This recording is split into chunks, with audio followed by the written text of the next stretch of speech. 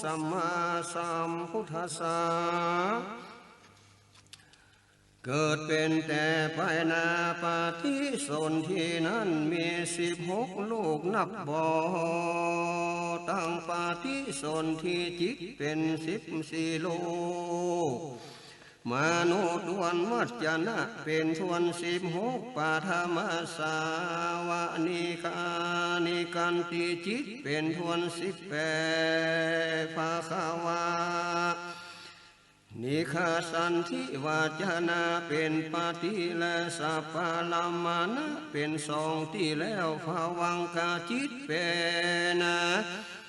ภัสสะลัมมานะ1ที่2และมโนตวนวัจนังจิงเกิดทัดนั้นตั้งยังภาวังคาโสตเสีย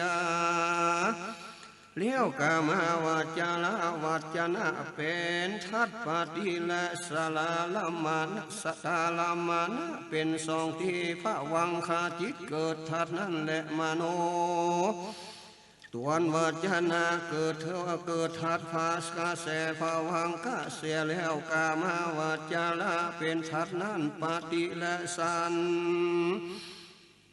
สัตตาลัมมานะเป็น2ที่และภาวังจาตคาติเป็นทัดนั้นเอารวมกันทั้งมวลเป็น1วิธีจิตและในปาธรรมวิธีจิตนานา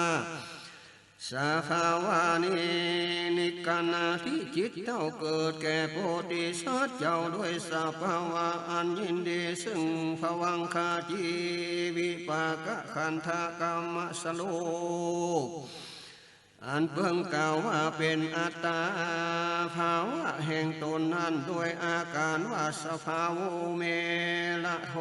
ดังนี้ในวิธีจิตทวน2นั้นกามาวาโลวาละกูกุศลาญาสัมปยุตตาวาจนะเท่าเกิดแก่โพธิสัตว์เจ้าอันเป็นสมถวาจนะลำเพิงดูปฏิสนธิแห่งตนโดยอาการว่ากาตารัสสามีญาเนญาปฏิสันธิกาหิโตดังนี้โพธิสัตว์เจ้าทั้งหลายเจงรู้ยังปาหุงเกิดเป็นในวิธีจิตอันทวน3นั้นโดยอาการว่าอาสุ